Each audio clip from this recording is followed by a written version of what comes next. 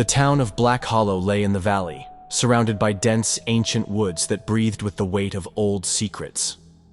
A cold mist rolled in each evening, swallowing the narrow streets and turning gaslights into ghostly orbs. Lillian Graves arrived just as dusk bled into night. She had inherited an old manor on the outskirts, a relic of her estranged uncle's estate. The house had stood there for over 2 centuries, its foundations steeped in shadow and whispers. As she stepped onto the creaking porch, the fog seemed to part, revealing a house that loomed like a waiting predator. The windows were dark, like vacant eyes watching her every move.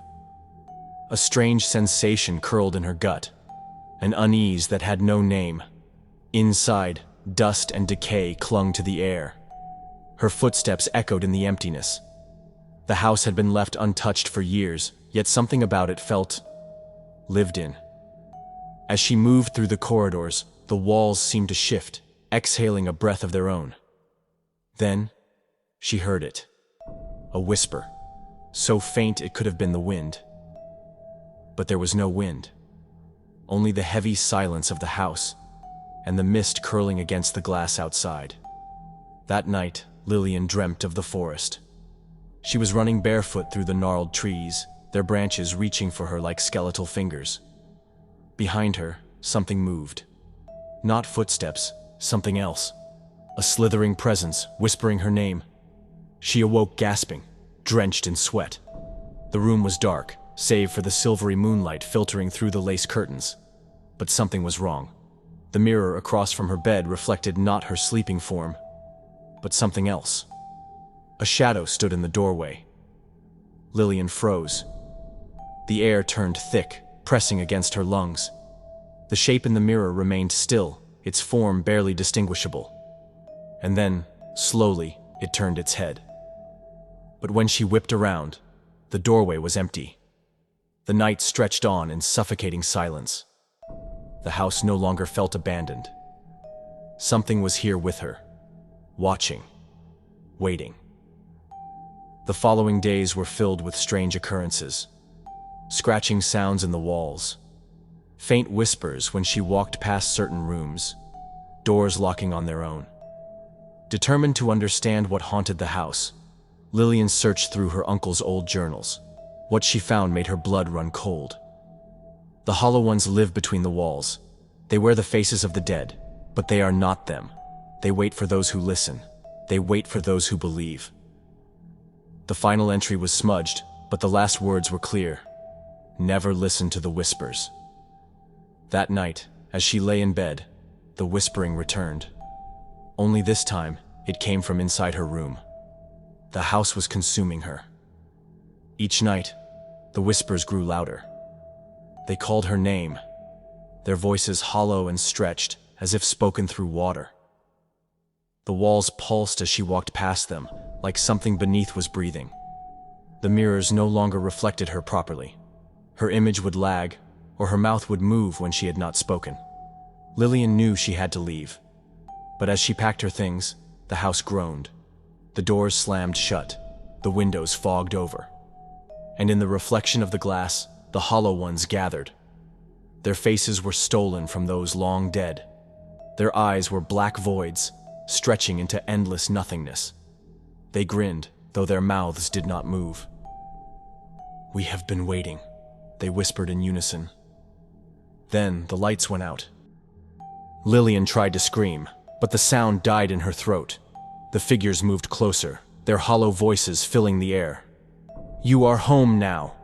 Her vision swam. The walls pulsed like living flesh. Hands, too many hands, stretched from the darkness, reaching for her. She fought against them, but the house was no longer just a house. It was something alive, something ancient. And then, she felt herself slipping. Her reflection in the mirror didn't match her movements. It grinned when she did not. She was being swallowed. She was becoming one of them. Days later, the town of Black Hollow remained as silent as ever. No one questioned why the old manor's windows were now filled with shadows. No one questioned the whispers that rode the evening mist, and no one ever saw Lillian Graves again.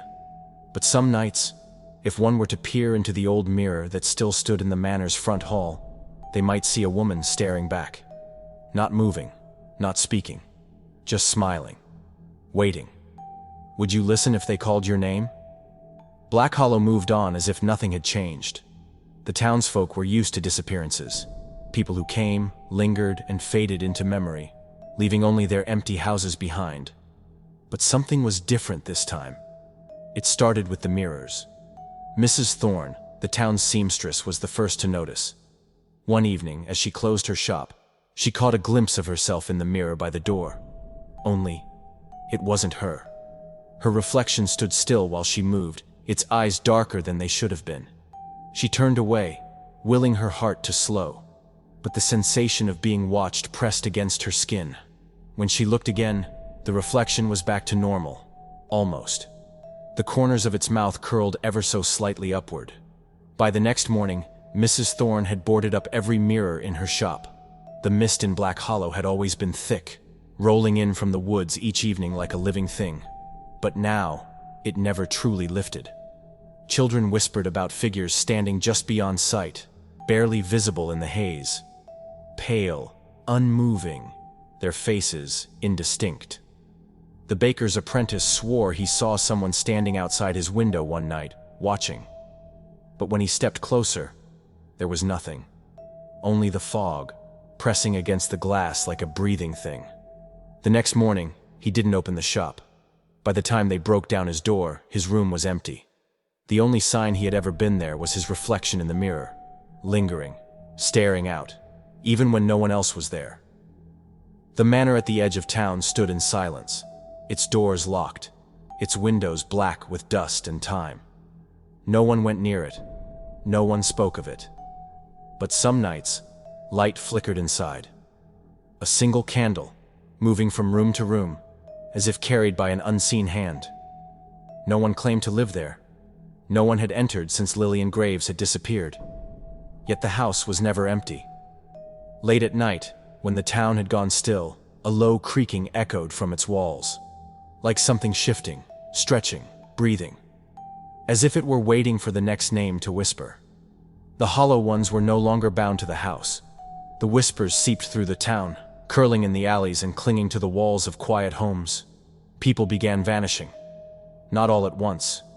Not in ways that left behind blood or broken doors. Just gone. The only traces were the mirrors. Each time someone disappeared, their reflection lingered a little too long. Watching, smiling. The town knew. They always knew. But they never spoke of it. Never looked too long into the glass. Never listened to the whispers. Black Hollow remains.